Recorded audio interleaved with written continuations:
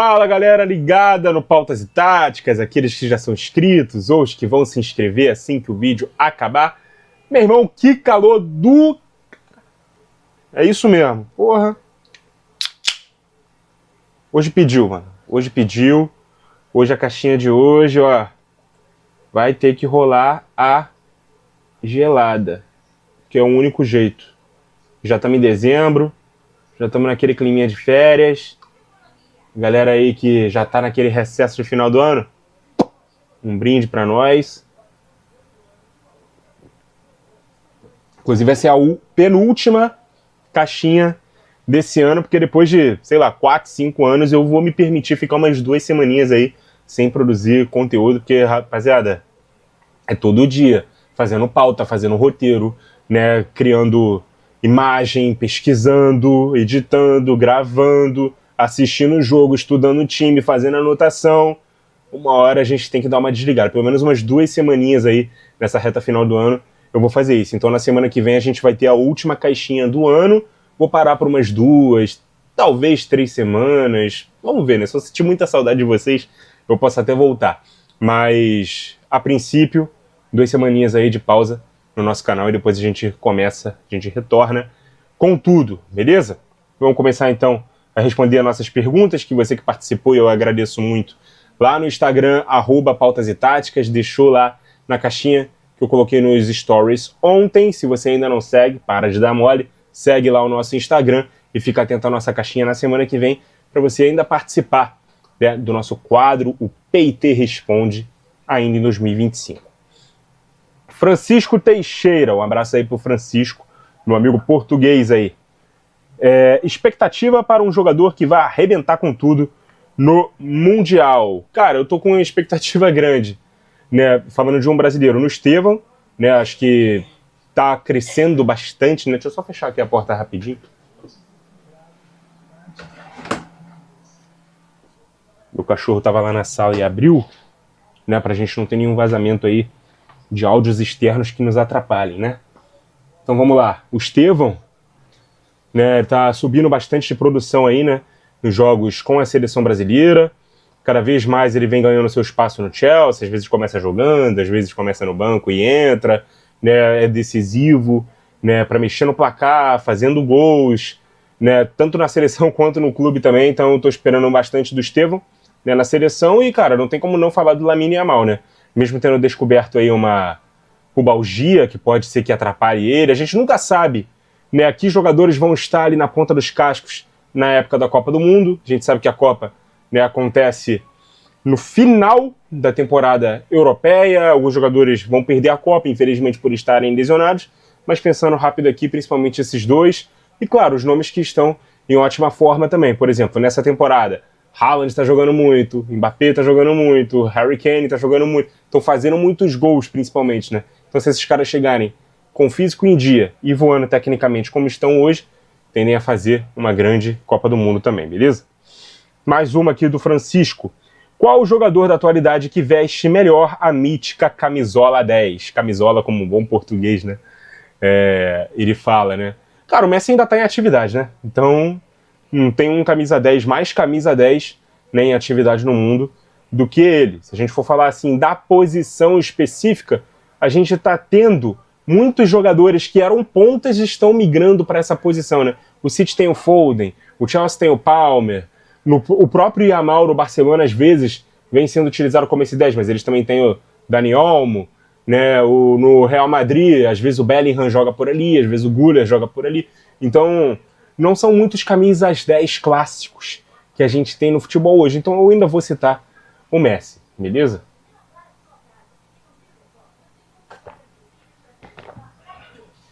E a terceira, do Francisco, qual o melhor guarda-redes da atualidade, né? O melhor goleiro, para quem não está familiarizado, né, com esse linguajar, né, com essa mudança, né, de nomes de posição, né, do idioma de português de Portugal. Guarda-redes significa goleiro. Cara, para mim o Thibaut Courtois segue sendo aí o melhor goleiro do mundo, mas o Neuer, né, clubismo não, tá? Que é o melhor goleiro que eu vi, pra mim é o melhor goleiro da história, segue sendo ali pelo menos top 3, top 5, melhores goleiros. E assim, eu fico muito na dúvida quando me pedem para escolher um. Se eu tivesse que escolher um só pro meu time, seria o Neuer ou seria o Courtois? A resposta que eu costumo dar é, cara, se eu tô no Bayern e chega o Courtois não ganha a posição do Neuer. Se eu tô no Real e chega o Neuer não ganha a posição do Courtois. Então, pelo sim, pelo não, eu posso escolher ou pela história ou, né, pelo mais jovem, entre os dois, que seria o Courtois. Então, acho que a resposta mais tranquila e mais perto de unanimidade seria Thibaut Courtois, beleza? Obrigado, Francisco. Carlos Loscar, 134. Algum jogo já te fez chorar? Muitos jogos, né? Especialmente do Botafogo, né?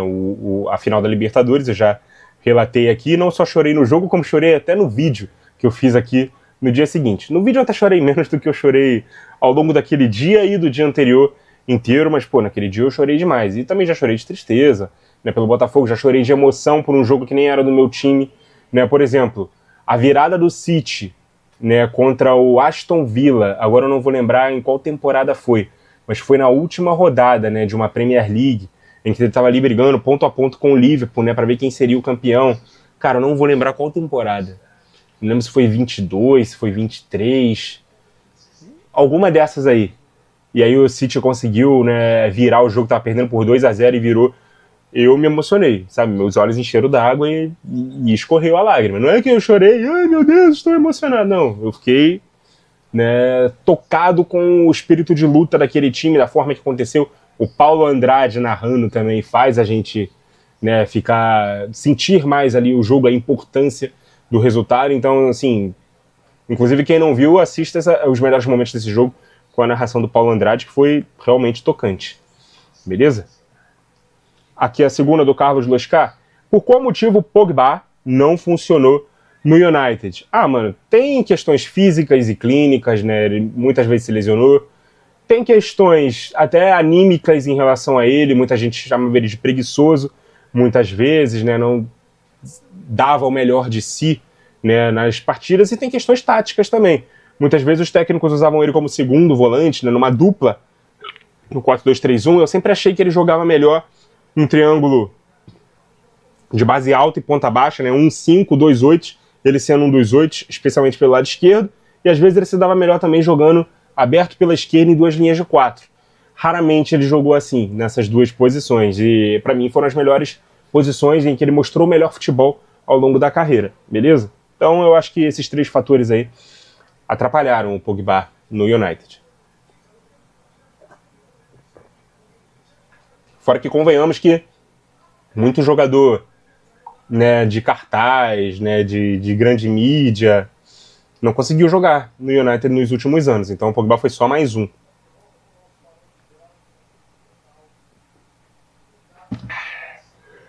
Vamos lá. Obrigado, Carlos. Vê se não ficou a espuminha da cerveja fazendo um bigodinho. João Destro 77. Dá para comparar jogadores de posições e eras diferentes, tipo Cristiano Ronaldo e Maradona, Ronaldo Fenômeno e Cruyff? Cara, eu não gosto desse tipo de comparação. Tem gente que faz, eu evito, tá? Eu acho injusto nos dois sentidos, tá? Posições diferentes, né? Você espera uma coisa de um, que a posição demanda uma coisa, que a outra não. E a questão das épocas também, né? Porque o futebol evolui a cada geração e aí às vezes até mesmo na mesma posição, né, as demandas de um jogo de uma época são diferentes das de uma época, né, posterior ou anterior. Enfim, o que dá para comparar assim é dizer que, por exemplo, Cristiano Ronaldo e Maradona, você tem a opinião de que o Cristiano Ronaldo é um atacante melhor do que o Maradona foi como meia, ou vice-versa. Acho que esse tipo de comparação é plausível, dá para ser feita. Mas, por exemplo, se eu usar essa comparação e aí trazer números, porra, claro que o Cristiano vai ter mais número do que o Maradona. Beleza? Então aí eu já acho bastante injusto. A segunda aqui do João. Por que o futebol brasileiro ficou tanto tempo sem usar pontas nos seus clubes e seleção? Cara, por uma questão de como o futebol foi evoluindo por aqui. Eu lembro que ele começa a parar de usar pontas muito a partir, né, do Zagallo, né, que era o ponta esquerda da seleção brasileira e se convertia ali num meia. Na época se jogava no 4-2-4. Eu vou até pegar a prancheta para ilustrar isso aqui melhor. Apaguei a luz. Calma aí que eu vou acender de novo. Opa! Muito claro. que aqui tá bom, né? Aqui dá para enxergar.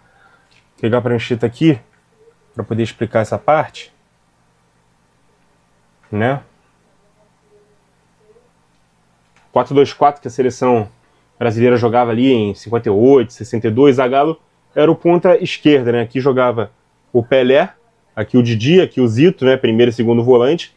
Aqui o Nilton Santos, lateral esquerdo, jogava aqui pelo lado, né, do Zagallo. Para poder abrir esse corredor aqui pro Nilton, o Zagallo ele meio que encostava, né? E aí abria o corredor pro lateral.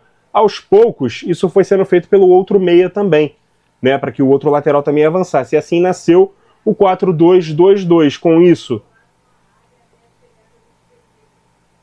os times passaram a jogar com 2 meias, né, e 2 volantes. Esse jogador aqui, que era o camisa 10 no segundo atacante, o ponta de lança, ele passou a jogar no meio campo, e com a morte dos pontas, né, aqui também, esse jogador, né, que era o segundo volante, segundo homem de meio de campo, ele passou, né, para uma linha mais à frente, para que os volantes pudessem ser os caras que fazem a cobertura do lateral, um de cada vez, né, quando o lateral sobe, o volante daquele lado cobre, e o outro volante protege a defesa, do outro lado a mesma coisa, né? Assim ficou instaurado no futebol brasileiro durante muitos anos, né?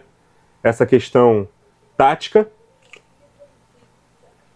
E aí o camisa 10 passou a ser parte do meio campo e sem pontas surgiu o segundo atacante, né? Que era aquele jogador mais móvel, de mais velocidade, fazendo parte da dupla de ataque juntamente com o centroavante, beleza? Então foi por isso que paramos de usar pontas, né? Pela evolução tática, por como se prosseguiu a evolução tática do jogo, especialmente por conta de Zagallo e Nilton Santos, né? O Nilton, o primeiro lateral mais ofensivo, o Zagallo, o primeiro ponta que passou a cair mais para o meio, se converter num meia, e aí surgiu as posições de meia armador e meia atacante, beleza?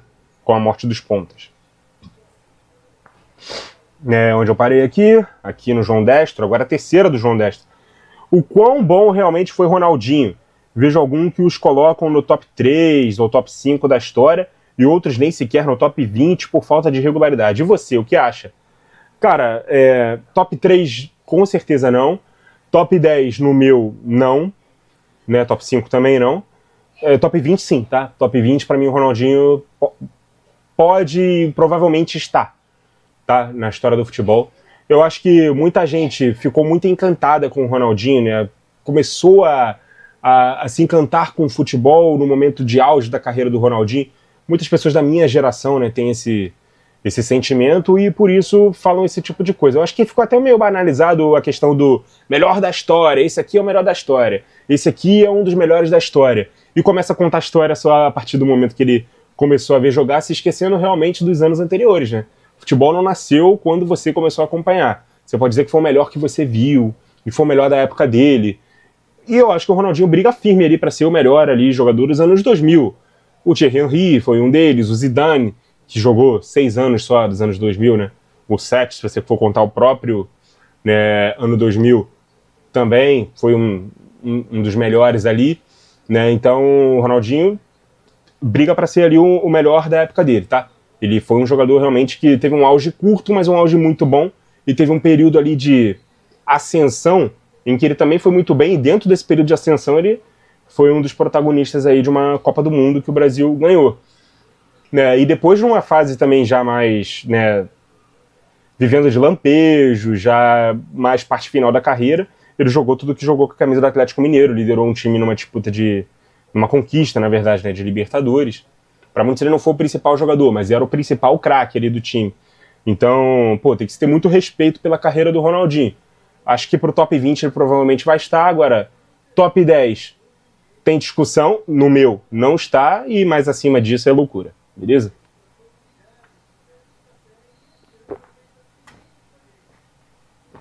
Para você estar perguntando isso, você não deve ter visto o Ronaldinho jogar no auge, né? Vou nem falar para você assistir vídeo, porque vídeo, cara, os highlights dele são realmente impressionantes, mas você tinha que ter visto isso aí no campo. Cara, era fantástico. Fantástico. Vamos lá. Obrigado aí pro João aí pelas perguntas. Thor Carvalho. Como avaliar se um presidente de federação, exemplo, CBF, é bom ou ruim? Mano, eu acho que nem é avaliar se o presidente é bom ou ruim, mas se a gestão dele foi boa ou ruim. Se ele tiver mais acertos do que erros, dá pra se considerar essa gestão boa. Se tiver mais erros do que acertos, obviamente a gestão foi ruim. O problema é que não é só a gestão, né? Muitas vezes os caras são corruptos mesmo, né? Porque tem política no meio, cara. Política, minha visão política vocês já conhecem, não vou repetir.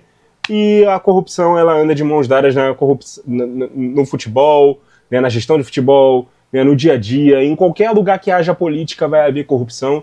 Na CBF não é diferente, beleza? Então, por exemplo, nesses primeiros meses ali do Samir Chaude, eu acho que ele tem mais acertos do que erros. Eu estou considerando nesse momento ele tendo uma boa gestão. Se isso vai se prosseguir até o final do mandato dele, eu não sei.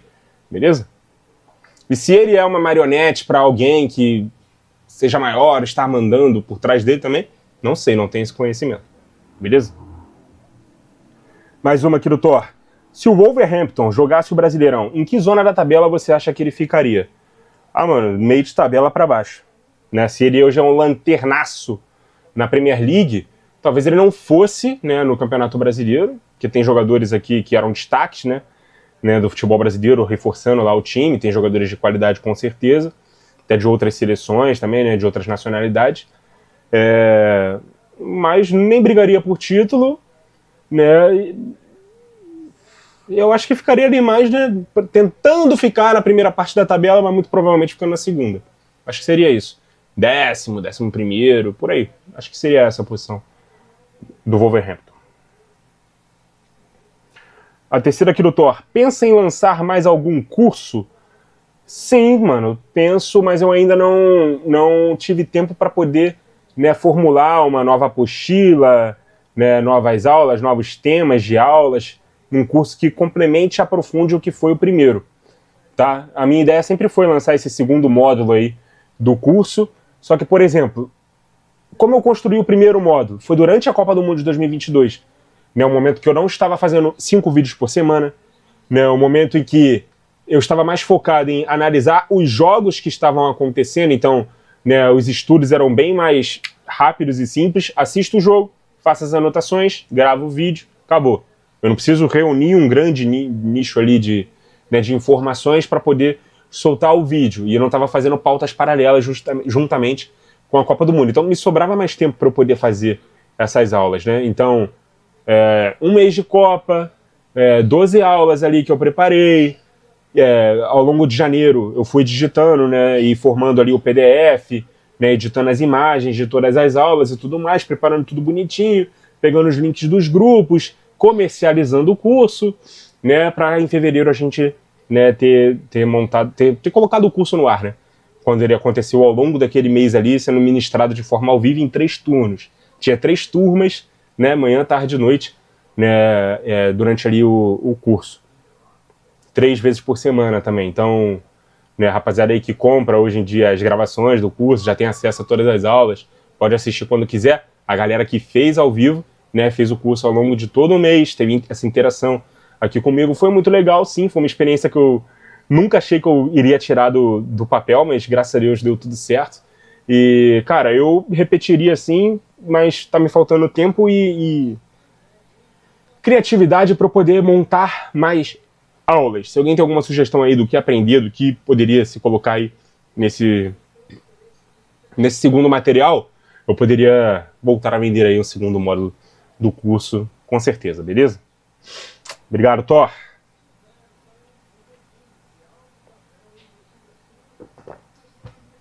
Nathan Batista. O que você espera do Santos para o ano que vem? Eu espero uma temporada bem mais tranquila, né, e de menos sustos do que a desse ano. Claro que depende aí de qual vai ser o material humano. Acredito que vai mexer bastante ali o elenco do Santos, né? Alguns jogadores vão embora, outros virão. A questão do Neymar é uma incógnita. Vamos ver se ele vai permanecer, se não permanecer, se o time vai ter o mesmo poder de atração que teve com ele para trazer outros jogadores que certamente não viriam se o Neymar não estivesse lá.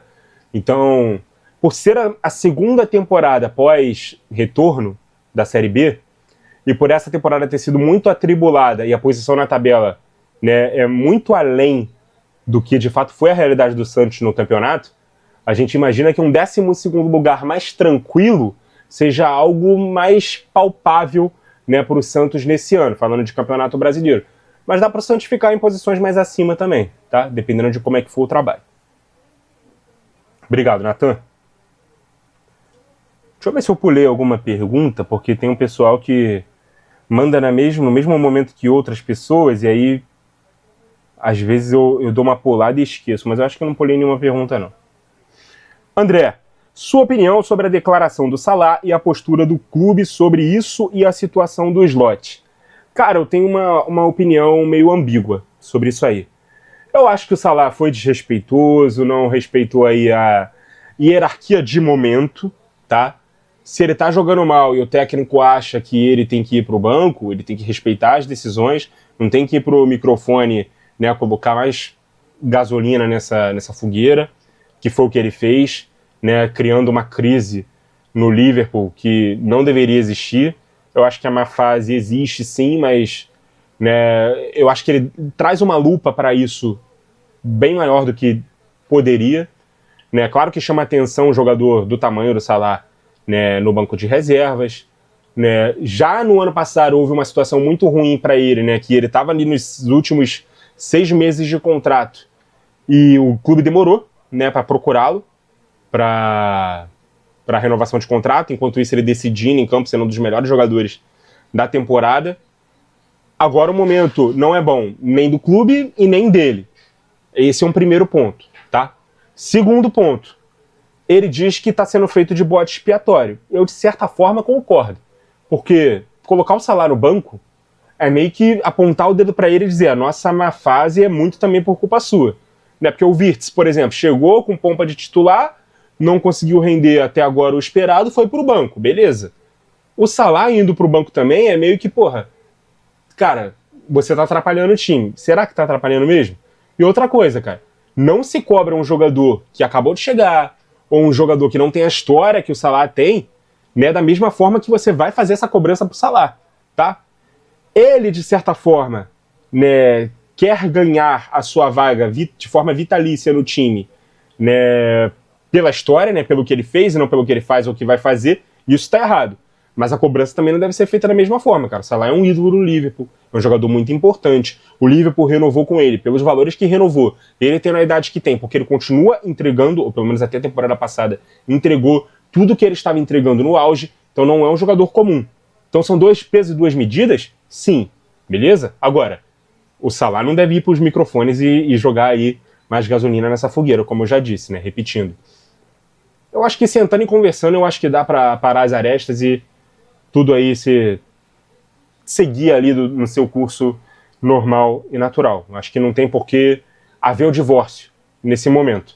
Mas se ele está tão insatisfeito assim, né, que vai a público dizer que talvez esse próximo jogo seja o meu último, depois eu vou para a Copa das Nações Africanas e eu não sei se eu vou voltar. É uma declaração de quem está querendo sair, de quem está querendo ir embora.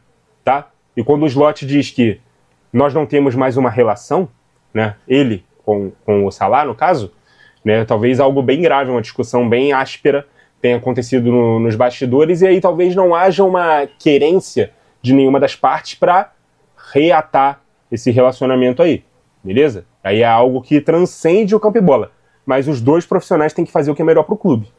Talvez eles estejam querendo fazer o que é melhor para eles. E o clube parece ter escolhido o lado do Slot e não do Salah, principalmente quando tira o Salah da relação, né, da viagem, né, para visitar a Inter de Milão, né, num jogo importante de Champions League, e principalmente o Liverpool dando uma resposta que é vencendo a Inter de Milão sem o Salah nem no banco. Isso aí pegou muito mal e deixou o Salah mais enfraquecido nesse cabo de guerra aí.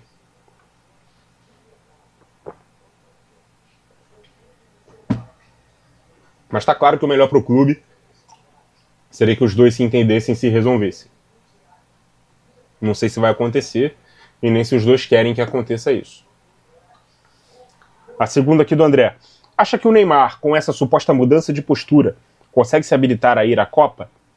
Cara, o problema do Neymar e das não convocações do Neymar não era só a questão de postura, né? Tem as questões físicas e as questões técnicas. A mudança de postura fez com que ele fosse importante para livrar o Santos de um rebaixamento numa reta final de Campeonato Brasileiro. Ótimo. Isso vai ser suficiente para fazer com que ele seja um jogador importante num grupo de Copa do Mundo, que ele supere a concorrência de outros jogadores que também querem a mesma vaga no grupo que ele? Será que ele, né, tem nível para jogar na intensidade que o futebol internacional hoje demanda? Será que ele está no mesmo nível, tanto dos companheiros quanto dos adversários?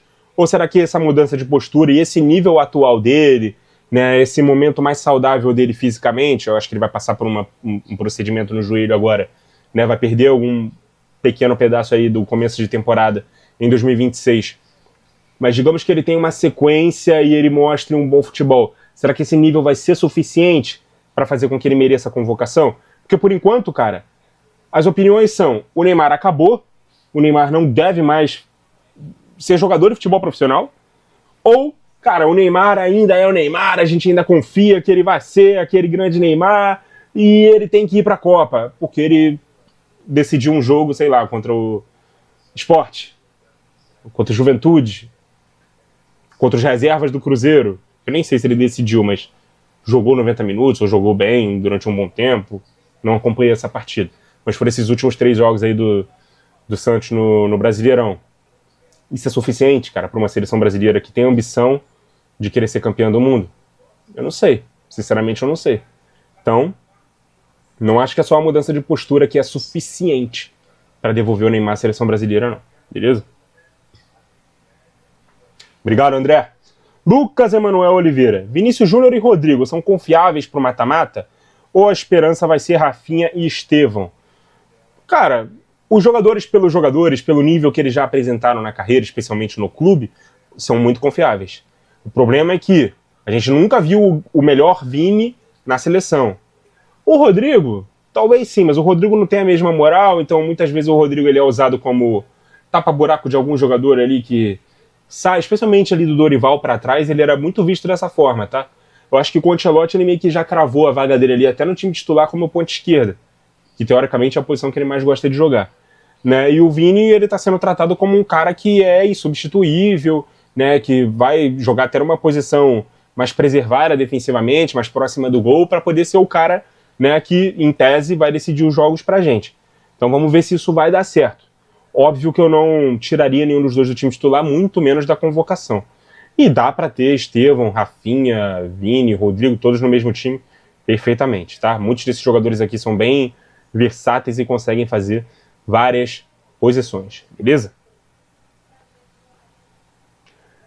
Mais uma aqui do Lucas. Com o fair play financeiro no Brasil, Corinthians e Atlético Mineiro vão ser rebaixados? A gente não sabe, né, mano? O fair play, ele vem para evitar que o clube gaste mais do que arrecade, tá? Essa é a premissa do fair play.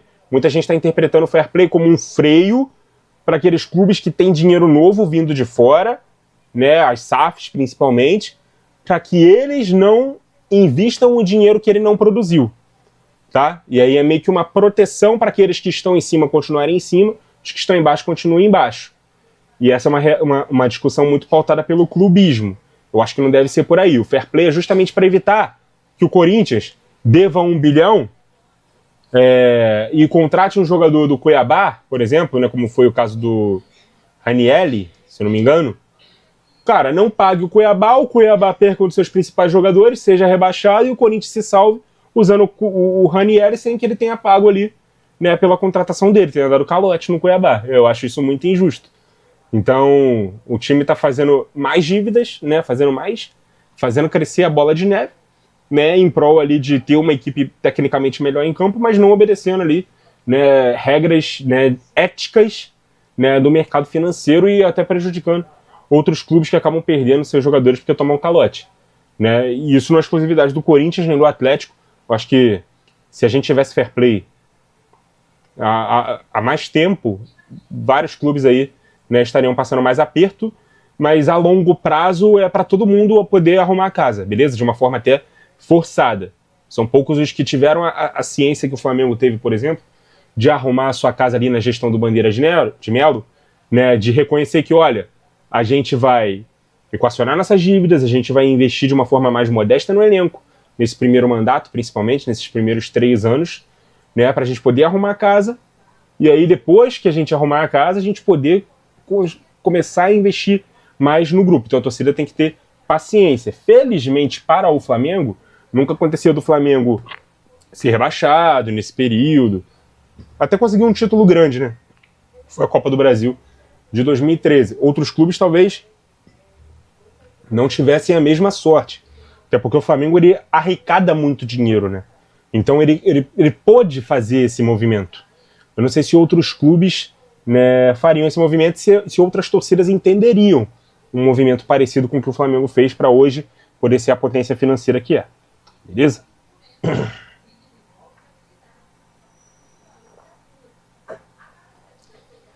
E claro, como eu sempre digo, discussão de fair play financeiro também tem a ver com cotas de televisão. Tá? As cotas têm que ser distribuídas de forma mais justa e perto da igualdade. Beleza? Onde eu parei aqui? Parei no Lucas. Né? Aí tem uma outra pergunta aqui do Lucas. Cara, eu vou deixar passar porque eu mandei mensagem. Eu nem sei se isso aqui é uma pergunta ou se é uma afirmação, tá? Eu vou ler para vocês. A questão de poder de compra dos brasileiros quanto aos europeus e somente futebol. Eu fiquei sem entender, mandei mensagem no privado pro Lucas para ele poder formular melhor. Eu disse até que eu entendi que a questão ali dos caracteres, né, do limite de caracteres prejudicou aqui na formulação da pergunta. Então queria que ele me respondesse, né, de uma forma mais calma, tranquila, usando até frases mais completas para eu poder entender e interpretar essa mensagem e poder responder o que ele gostaria de saber. Mas como ele não me respondeu a tempo, eu vou deixar passar essa daqui, beleza? Mas obrigado, Lucas. Araújo Juliano 12. Você seria a favor da volta do gol de ouro na prorrogação? Sim, mano. Sou a favor. Seria uma regra que eu faria voltar. Tá? Eu sei que muita gente não gosta, mas eu gostaria, tá? Que voltasse. Porque do jeito que tá hoje, os times têm medo, né? De jogar, já estão cansados, né? Não buscam o resultado com toda força de vontade. Então, quando o jogo vai para prorrogação, ele já começa a meio que se preparar para os pênaltis. Né? Porque ninguém tem mais perna. Eu acho que se você colocar um quem fizer ganha, qualquer peladeiro aí, né, que jogou pelado, sabe que, pô, se tá para um gol ali de todo mundo parar, descansar, beber água e ir pro churrasco, é sempre melhor. Então o gol de ouro faria com que, na minha visão, tá? Na minha opinião, fiquem à vontade para discordar, os times tivessem mais vontade de jogar, de fato, né, na prorrogação. E o jogo pode acabar no momento ali que o gol sai. E é muito legal, né? Pô, fez o gol, acabou o jogo. Você comemora não só o gol, mas a vitória do seu time. Porra, eu acho sensacional. Mais uma aqui do Juliano. Arrascaeta, se fosse brasileiro, era titular na seleção? Olha, uma boa, belíssima pergunta, tá, Juliano? Cara, não tenho certeza. Eu acho que depende muito de como o técnico gosta de jogar. Porque não é por falta de meia, né, cara?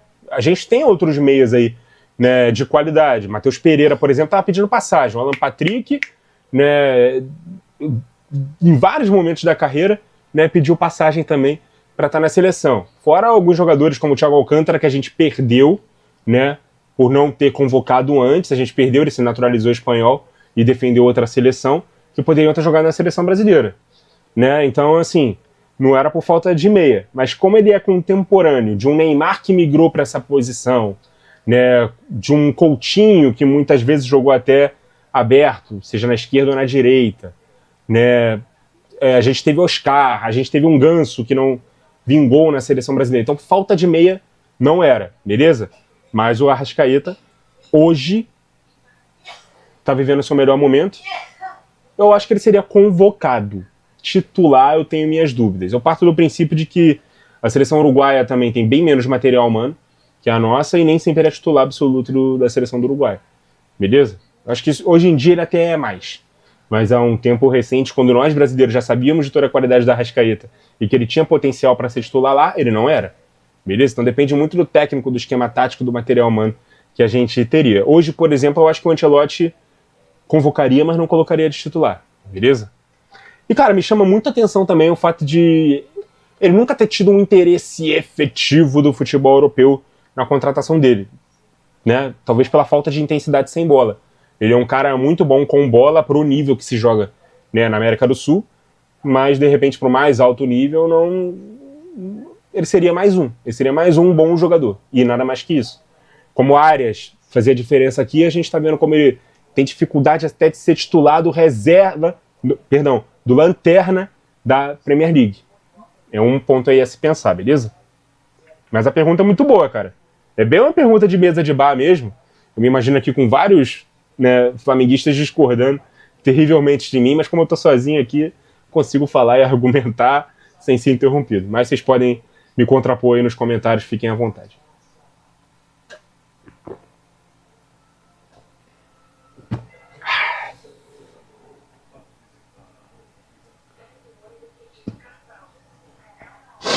Mais uma do Juliano. Top 5 dos melhores estrangeiros atuando no Brasil. Arrascaeta. Cara, Memphis Depay. Rodrigo Garro.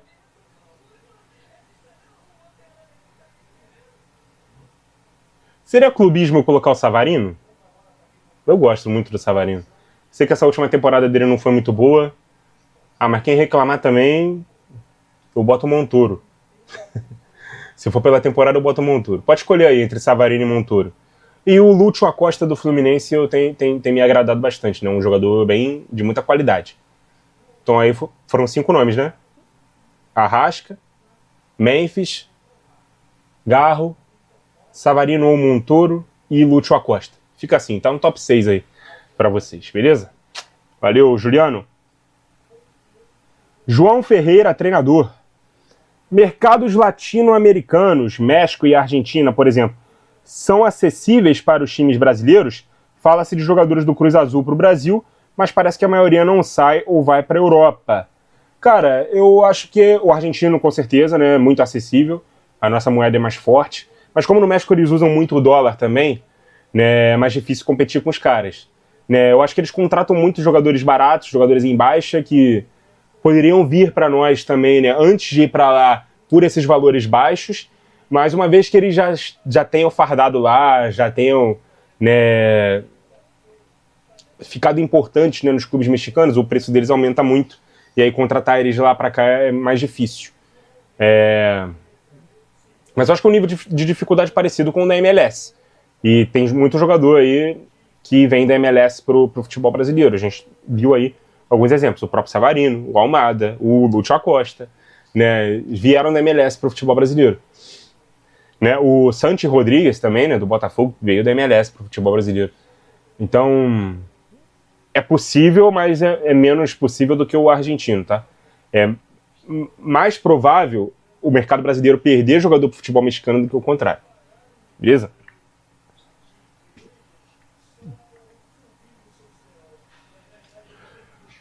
Mais uma aqui do João. O que acha da possível criação da Liga do Brasil? Eu acho muito necessária, já passou da hora da gente criar uma liga. Comecei a soluçar, então tem que beber. Já tá acabando aqui, a latinha já foi embora. Tem que fazer durar. Tô falando demais, tô ficando com sede, né? Por isso que eu tô bebendo rápido. Mas já passou da hora da gente criar essa liga aqui no Brasil, mas eu acho que os clubes não têm maturidade para poder criar essa liga e lidarem com problemas e questões que são de comum interesse. Na maioria das vezes os clubes só pensam no deles, né? Em tentar tirar vantagem sobre os outros ou tentar, né, levar alguma vantagem em alguma situação, tá ganhando mais dinheiro, tá sendo beneficiado, ter alguma força de bastidor sobre o outro. É isso que a gente vê, né? Enquanto o futebol brasileiro ele for dominado pelos cartolas, né, pelos dirigentes, torcedores, políticos, né, alguns até se candidatam a vereador, deputado aí de seus estados, senador e tudo mais. Né, enquanto usarem o futebol para isso aí, eu acho que não vai acontecer nunca. E eu acho que a gente está longe de fazer acontecer, beleza?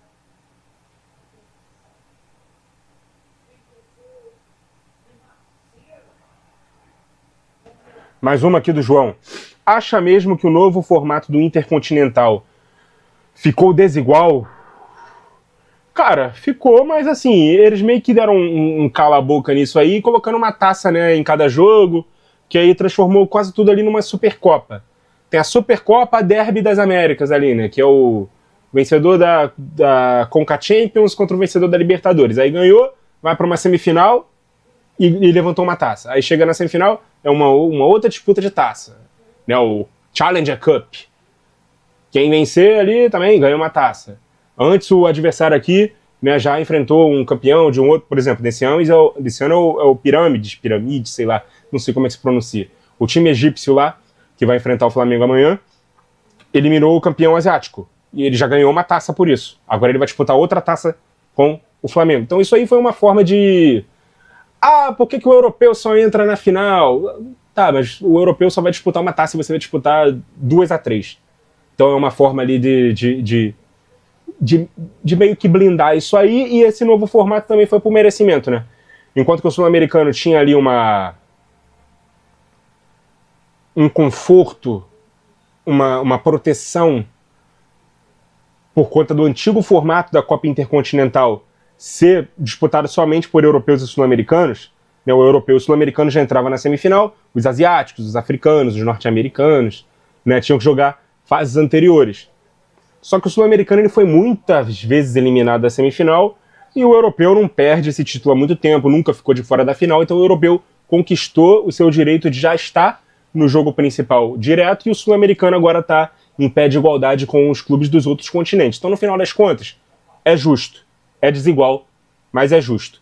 E essas tacinhas aí menos importantes que estão se dando é uma forma, né, para o clube ele fazer um carinho ali no ego. Se eu ganhar esse jogo a mais, eu ganho uma taça, posso colocar na minha galeria, posso tirar uma onda com a minha torcida. Porque esse ano eu ganhei tantos títulos, mesmo que um desses títulos seja, né, Eu brinquei, né, outro dia, falando que eles internacionalizaram a Taça Guanabara e a Taça Rio. Né? É meio que isso. Né? Então, uma Taça Guanabara e uma Taça Rio internacional, colocar mais uma ali na gaveta, ali com a chancela da FIFA, é legal para os clubes. Então, ficou de bom tamanho, beleza? Matheus Silva 282. Se tivesse que escolher entre Vini e Rafinha para ser titular da seleção, qual dos dois você escalaria? Ainda bem que eu não tenho, né, que fazer isso. Até porque eles jogam em posições até bastante diferentes, né, hoje em dia. Né? O Rafinha tá jogando mais pela esquerda, mas corta mais pro meio. Né? E se converte mais num meia, né, do que num atacante de área, como o Vinícius Júnior tem feito. Os dois podem jogar ali como esses atacantes de área, um pela direita, um pela esquerda, um é destro, outro é canhoto. Então é difícil, cara, escolher entre os dois. Não dá nem pra falar de momento. Né? Se for falar de temporada passada, o Rafinha fez uma temporada melhor do que o Vini. Ponto. Temporada passada. Nessa temporada, o Vini faz uma temporada ruim, o Rafinha vem de muito tempo lesionado. Então, assim, não dá pra escolher, cara, entre um ou outro. É basicamente escolher quem você acha melhor. Qual dos dois aqui você prefere. Eu acho que o Rafinha ele é mais versátil, né? Ele joga em mais posições, ele finaliza melhor, eu acho que ele finaliza melhor também. Ele é mais disciplinado defensivamente, mas o Vini, eu acho que tem um contra um muito melhor, é mais decisivo, tá? Do que o Rafinha. Eu acho que o Vini, num todo, ele é mais jogador do que o Rafinha. Apesar, né, do Rafinha ter virtudes que o Vini não tem, o Vini também tem virtudes que o Rafinha não tem. Então, se eu fosse escolher entre um ou outro, eu escolheria a Vini. Tá? O Vini é mais jogador do que o Rafinha, mas para fazer coisas diferentes do que o Rafinha faz. O Rafinha pode te entregar coisas que o Vini não entrega. Mas para as demandas da seleção brasileira hoje, se tivesse um aqui que fosse insubstituível, seria o Vini. Não pelo que ele faz na seleção, mas pelas características que ele entrega e que o Rafinha pode não entregar. Beleza?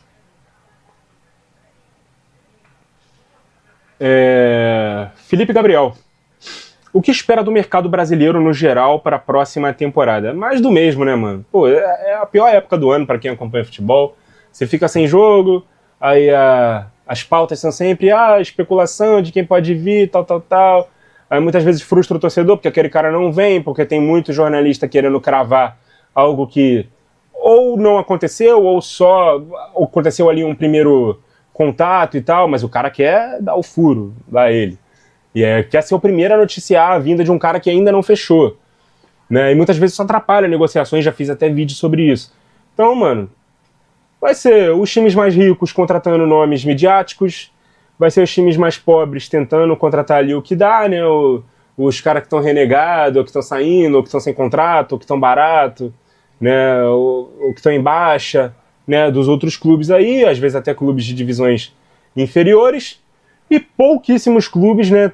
Sendo mais criativos em buscar nomes em mercados mais alternativos, né? Nomes que não são dos tão convencionais. Toda janela é isso. A minha expectativa é que seja mais uma vez assim, beleza? Mais uma aqui do Felipe. Mirassol, o que vai acontecer? Pode continuar ganhando? Cara, minha expectativa pro Mirassol é que não vai ter força para repetir a mesma temporada. Pode ser um clube sério, organizado, enfim, mas acho que repetir a mesma campanha vai ser difícil, repetir algo próximo disso vai ser difícil. Então, assim, eu não colocaria o Mirassol em disputa de Libertadores de novo. Acho que vai para Libertadores, não vai passar a primeira fase, que é o natural, né, pela falta de cancha, porque provavelmente vai ter ali um desmanche, né, acho que até o técnico, muito provavelmente, né, nessa ciranda de técnicos, que é o futebol brasileiro, deve sair para assumir um outro projeto. Alguns jogadores aí jovens que se destacaram devem também ir embora do clube. Então é muito difícil, cara. O Mirassol, com a receita que tem, conseguir repetir, né, os feitos desse ano. Então, mas todo mundo disse que ia brigar para não cair, ou que já estava rebaixado e o time foi para Libertadores. Eu acho que pro ano que vem vai ser a mesma coisa. No sentido de, a expectativa é que o Mirassol brigue para não cair. E, infelizmente, cara, pelo tamanho do clube, pelo investimento que tem, né, pela força financeira que tem hoje, né, ou a falta dela. Então, é isso, mano. Qualquer coisa diferente disso vai me surpreender de novo, como já me surpreendeu esse ano. Mas se repetir o feito desse ano te surpreende? Claro que surpreende. Surpreende muito, inclusive. Beleza? Mais uma aqui do Felipe. O que acha da renovação do Abel? Como torcedor do Botafogo e como jornalista. Cara, como jornalista, eu achei muito bom pro Palmeiras, né? E pro Abel também. Eu acho que é o melhor técnico para esse clube e o melhor lugar para esse técnico. Né? Um cara que já tem, né, o respaldo da diretoria, o respeito dos jogadores, foi muito vitorioso. Então, com certeza uma boa notícia pro palmeirense, que em média ficou feliz com a notícia. Como botafoguense, que é hoje um dos rivais ali do Palmeiras, admitamos ou não, alguns admitem isso ou não, né, brigam pelas mesmas coisas, ou quase sempre brigam pelas mesmas coisas, são oponentes do mesmo campeonato, porra, eu vi essa como uma notícia ruim para mim, né, porque provavelmente o Palmeiras, né, não teria o mesmo sucesso a longo prazo que teve com o Abel. Então, se eu tivesse que torcer, eu torceria para que ele não renovasse. Que o Palmeiras quebrasse a cabeça aí para contratar outro técnico que mantivesse o time competitivo como o Abel tornou esse Palmeiras competitivo. Então, como jornalista, eu acho que foi um acerto de ambas as partes. Como torcedor de outro clube, eu achei uma merda, porque, pô, esse cara vai continuar aqui e o Palmeiras vai continuar competitivo muito por conta dele. Tá? Essas são as minhas duas visões. Tem mais uma aqui do Lucas Emanuel, ele mandou mais de 3 perguntas, será? Ele mandou mais de 3, né? Mas como uma, eu vou dar uma colher de chá, porque uma eu não consegui entender, tá? O que ele falou.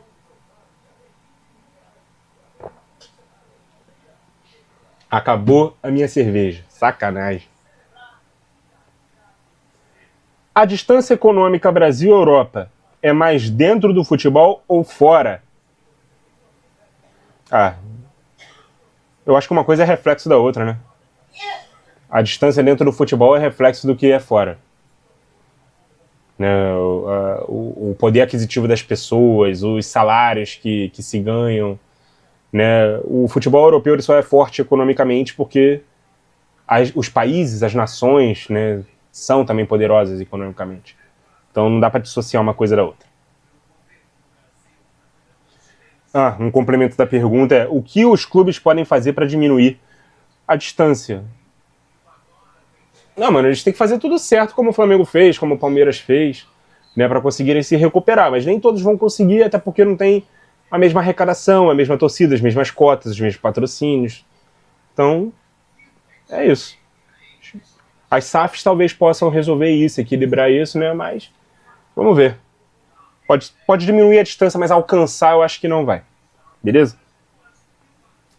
Valeu, Lucas. Osvaldo7163. Um 4-1-4-1 com Romero de 5. Matheus Pereira de 10 e John John de 8, Sinisterra e Arroio nas pontas. Caio Jorge de centroavante. Tá, ele fala tudo isso e não fala mais nada? Ah, funcionaria? Que Romero é esse de 5? Ángel Romero? Oscar Romero? Lucas Romero? Deve ser, né? Lucas Romero do Cruzeiro. Provavelmente seria o time do Cruzeiro, né?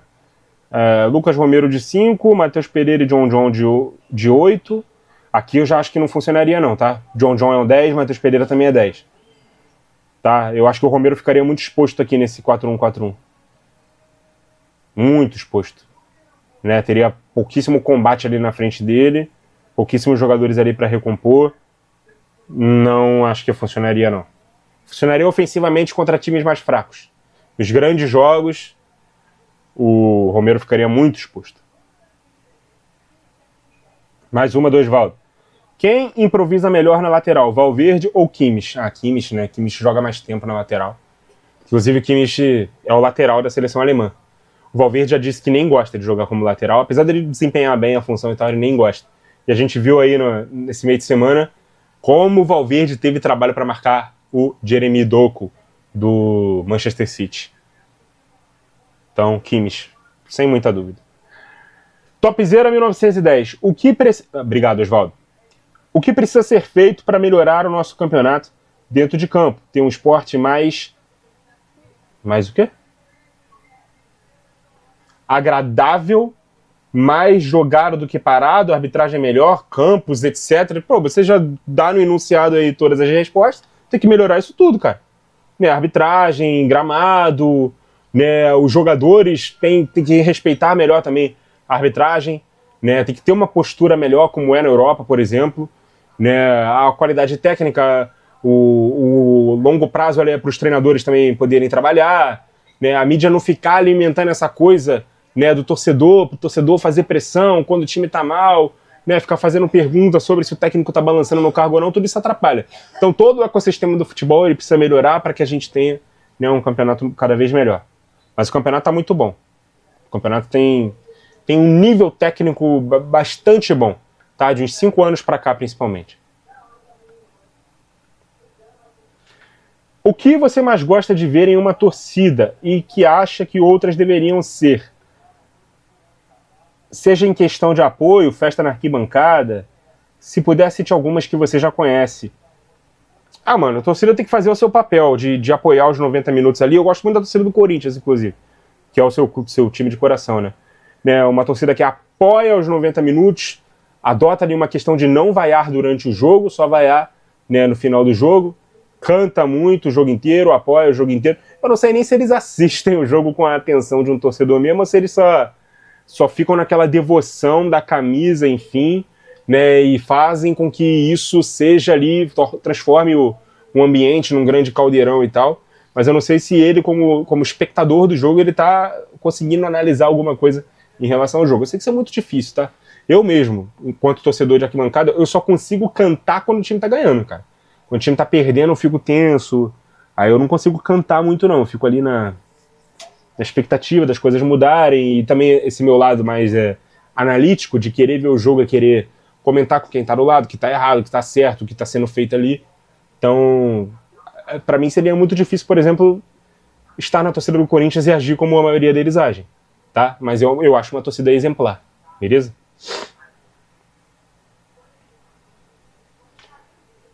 A última aqui, por enquanto, né, do top zero, depois eu vou atualizar para ver se tem mais.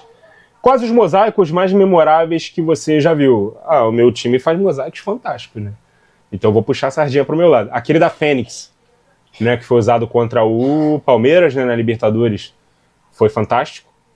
Né? Era um mosaico dupla face, né? Primeiro o escudo do Botafogo, depois, quando virava, surgia a Fênix, assim, né, no meio do escudo, né, na frente do escudo, para falar a verdade. Aquele foi fantástico. E um que eu participei foi na final do Campeonato Carioca de 2016 ou 15. Não, foi 2015. Né? Era um mosaico comum, né, escrito "Seremos campeões". Foi no Maracanã, inclusive. Mas eu participei daquele mosaico e a gente cantava lá a música, né? Viva essa paixão, da torcida do Botafogo, cantou 3 vezes, tava tudo numa só voz e eu fiquei, né? Eu senti uma emoção muito grande poder participar daquele mosaico, todo mundo cantando junto a mesma música, foi fantástico. Para mim, essas são as minhas 2 melhores memórias de mosaico. Um por eu ter participado e o outro pelo desenho, de fato, como foi visto. Nesse jogo eu não estava em casa, mas ficou muito bonito o mosaico. Beleza? Deixa eu atualizar aqui para ver se tem mais. Não, já acabou. Então, cara, quase 1 hora aí, né, de respostas da caixinha. Agradecendo muito aí vocês que participaram. Quase sempre os mesmos, né? Não tem muita novidade, né? Não tem muita gente querendo participar, mas eu sempre deixo o convite, eu nunca aprendo, né? Sempre deixo o convite aí pra galera que quer participar, seguir o Instagram, @pautas e táticas, ficar atento aos stories, né? Inclusive, semana que vem é o último de 2025, né? Que na quinta-feira eu deixo lá, né, a caixinha para você responder, para você mandar a sua pergunta, na verdade até 3 por pessoa, por favor. E aí, no dia seguinte eu respondo aqui para vocês. Mas eu agradeço demais aí quem participou dessa vez. Agradeço também a você que acompanhou o vídeo até aqui. Continue ligado no Pautas e Táticas. E até a próxima!